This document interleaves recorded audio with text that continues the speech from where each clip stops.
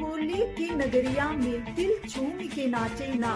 कहते हैं महादेव की नगरी में जब हम पहुंचते हैं हमारा मन और हमारा दिल अपने आप ही झूमने लगता है। आंध्र प्रदेश में स्थित दूसरी ज्योतिर्लिंग जिसे हम मल्लिका अर्जुन के नाम से जानते हैं, नल्ला मल्ला पहाड़ियों कृष्णा नदी के तट पे ये स्थित ज्योतिर्लिंग है, जहाँ पे माता पार्वती और भगवान शिव विराजमान है। कहते हैं इसकी कथा कुछ इस तरह से है कि एक बार कार्तिकेय और गणेश में ये विवाद हो जाता है कि बुद्धि में मैं बड़ा हूँ और बुद्धि में मैं बड़ा हूँ। माता पिता जब ये सुनते हैं तो बोलते हैं कि ठीक है, जो पृथ्वी का चक्कर पहले लगा के आ जाएगा वही बड़ा होगा।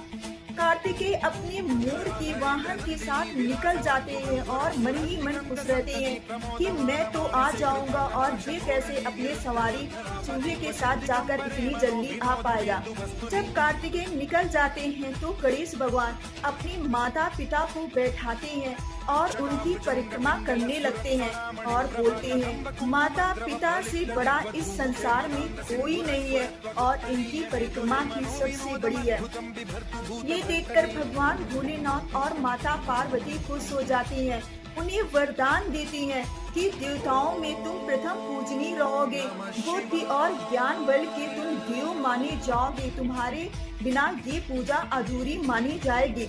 जब कार्तिकेय वहाँ से आते हैं तो ये सब दृश्य देखते हैं तो वो क्रोधित होकर नल्ला मल्ला पहाड़ियों में तपस्या करने के लिए चले जाते हैं। माता पार्वती और महादेव उनको मनाने के लिए वहाँ पे जाते हैं तो देखते हैं कार्तिकेय वहाँ से कहीं और चले जाते हैं, मगर माता पार्वती और भगवान शिव उस पहाड़ी में जाते रहते हैं जहाँ पे वहाँ पे उनकी ये ज्योतिर्लिंग स्थापित हो जाती है जिसे मल्लिका अर्जुन के नाम से जाना जाता है। कहते हैं इसे दक्षिण के कैलाश भी कहा जाता है।